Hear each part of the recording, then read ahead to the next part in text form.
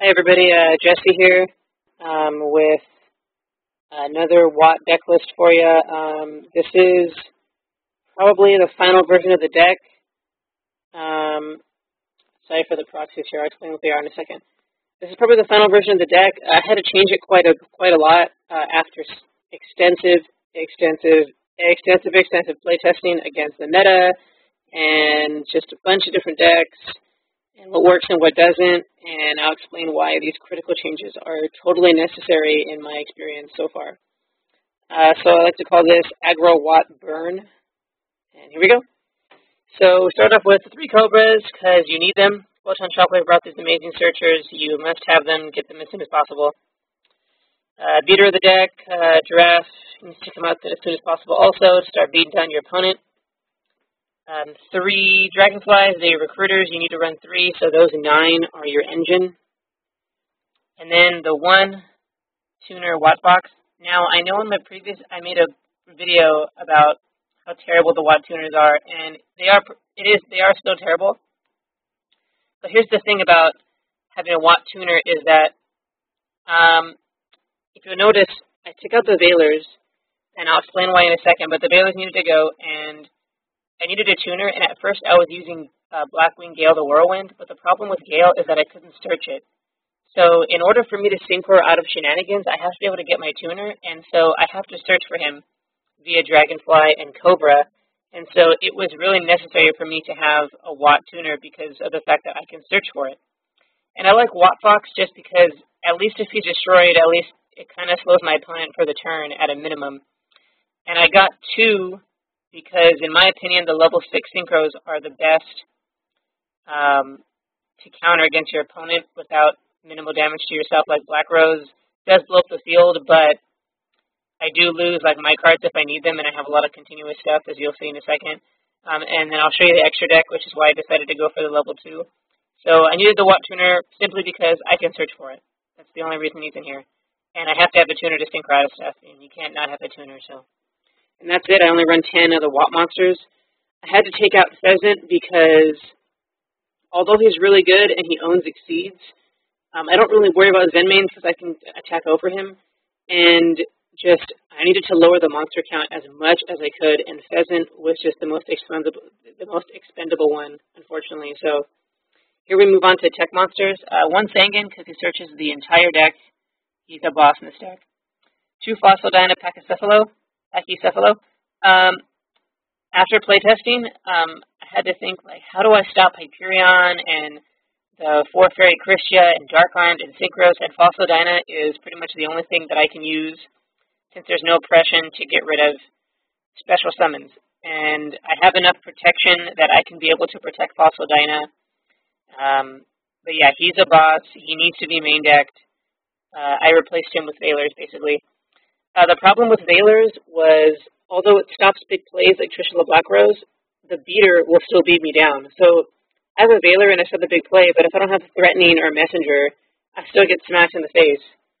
So I'd rather prevent them entirely with Phosphodina, or at least stall them for as many turns as I can while I attack. 1 Honest, it's all lights, it's staple. 2 Maxi because they're still totally busted and halt your opponent's big plays, or at least get your draws out of it. 1 Monsterborn, Dark Hole, Auto Duality, 3 Dualities, 2 Messengers.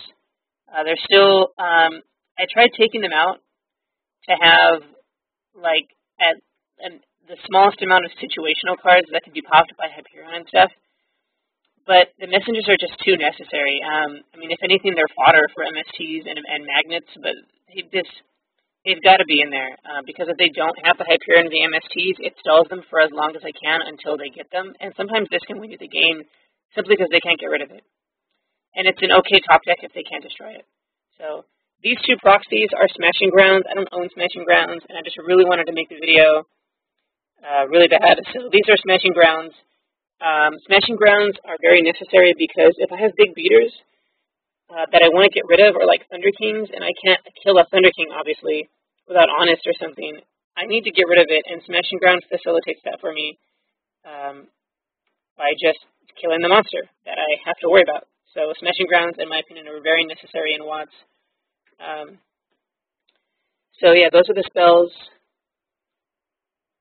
I don't have Book because although it stops a big play, I don't want to have to attack tuners. I want to be able to attack directly, and I have enough traps and such, hand traps, to stop the monster, the secrets from coming out and such. And you did notice I lowered the monster count as much as I could, so it's 16 monsters, but 3 of them are hand traps, so I have 13 monsters altogether, which is the lowest that I could bring it. Double Solemn Warning, Solemn Judgment, Torrential, Mirror Force, Double Starlight Road is totally boss. I have it in all my decks now, so necessary. 3 Threatening Roars, really important once, protects your shit, and allows you to keep attacking.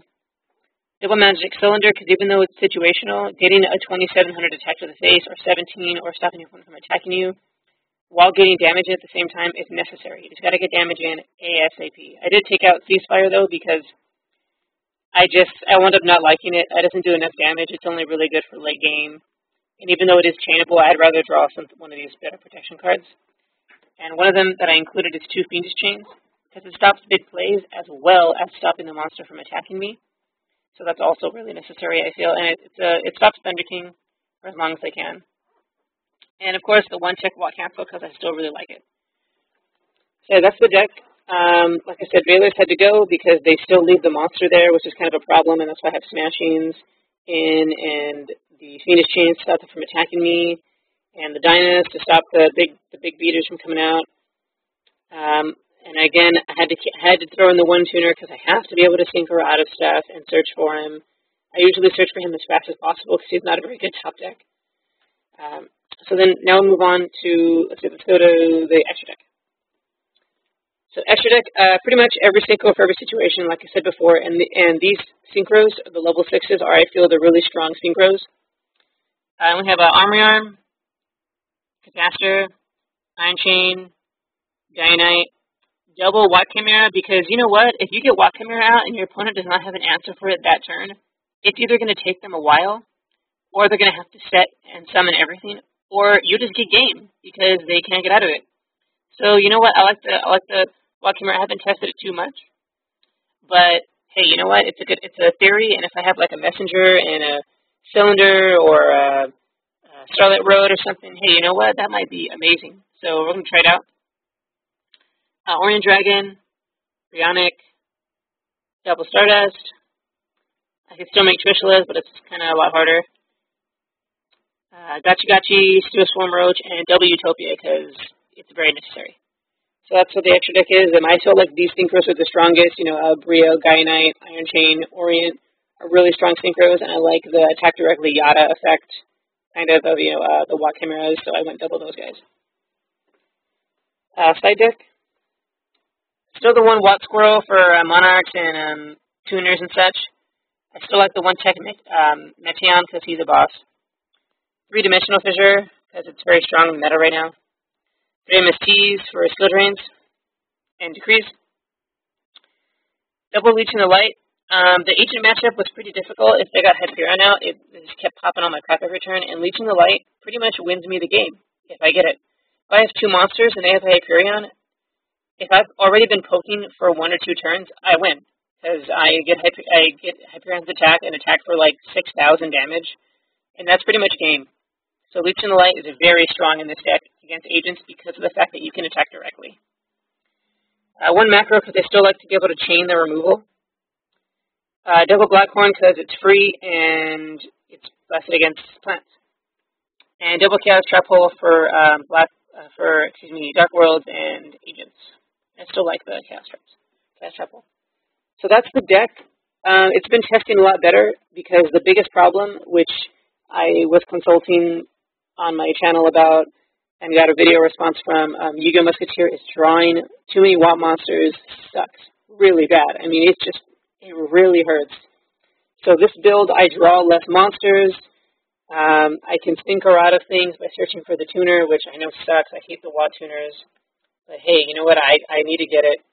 I really like the Fiendish Chains, help a lot, as well as the Smashing Grounds really help to get rid of big beaters and such. The Phosphodinas are busted, so this is probably the best that I can get this deck to. It's been a long road to this deck list, but I have regionals on the 8th this coming weekend, so really excited about it, and I'm going to take this deck and going to see how it goes. So if anyone has any opinions, suggestions, I am totally welcome to it. Anyone, has a question about why I pick certain things, if I didn't explain it, please let me know, and I will explain it to you guys why I pick certain things. Again, these are smashing grounds. I just didn't want to wait for them to come in the mail to do the video. So yeah, thanks guys for watching, and let me get a quick pan here. So again, thank you for watching, and more videos coming to you guys soon. Oh, and Yu-Gi-Oh! Musketeer, if you're watching this, which I hope you are, you can comment below or message me on, or maybe another video response on how on what you think this deck build is like, or like the problems that you're experiencing with your build, maybe if you have issues. But yeah, I do respect your opinion, so I would like your opinion if you have the chance. So thank you for watching, everybody. More videos coming to you soon, and wish me luck.